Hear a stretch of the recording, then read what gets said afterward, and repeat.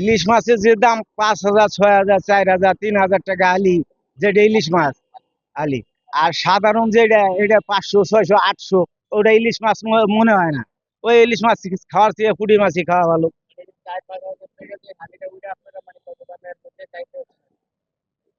ওইটা এখন কত দামের মধ্যে চাইতেছে এটাই তো আমাদের জানা নাই।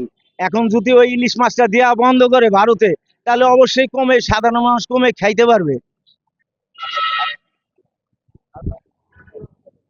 শেখ হাসিনা ভারতে ইলিশ দেয়, কিন্তু এখন এই সরকার কেন সেইগুলো যায় না শুনে, সবার কথা শুনে এই ইনি কেন 3,000 টন ইলিশ মাছ এই দেশের থেকে ভারতে দিবে? কয়েকদিন আগে তো ভারতে আমাকে পানি দিয়ে মারলো। তা এখন কেন আমরা সাধারণ মানুষ পরিশ্রম করে একটা ইলিশ মাছ চোখে দেখতেছি না?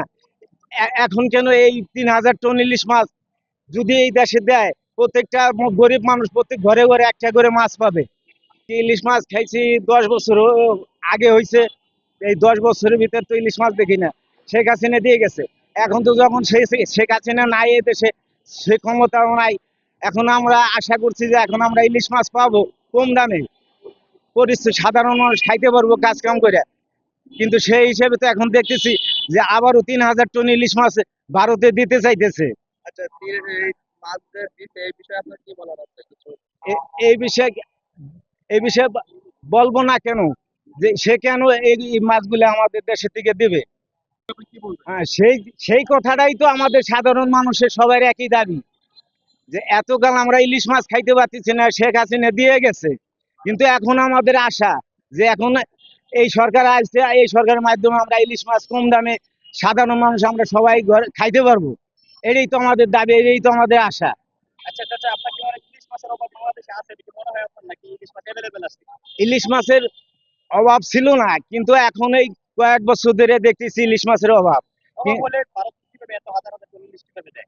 এই জন্যই তো আমরা দেখি না যে শেখ হাসিনা সে ভারতে পাঠাই দিছে, এখনো সাধারণ মানুষের প্রতিবাদ করার কোনো ক্ষমতা নাই, প্রতিবাদ করা পারবে না। আর নীরবে আমরা সহ্য করছি, যাক আমরা গরিব মানুষ, ইলিশ মাছ আমার ভাগ্যে নাই, যে হোক নীরবে সহ্য করে যাই। কিন্তু এখন তো আমাকে একটা আশা জাগছে যে আমরা সাধারণ মানুষ এই ইলিশ মাছ খাইতে পারবো, পরিশ্রম করে রিক্সা চালাইয়া সবাই খাইতে পারবো। কিন্তু এখনো সেই সব কথাবার্তা সবাই দিকে বিবেচনা করে দেখে তাদের কেন জ্ঞান হইতেছে না যে গরিব মানুষ এই দেশের মাছ কেন খাইতে পারতেছে না, এই দেশের নাগরিক হইয়া এই দেশের সাধারণ মানুষ মাছ পাবে অল্প। আচ্ছা চাচা, আরেকটা কথা,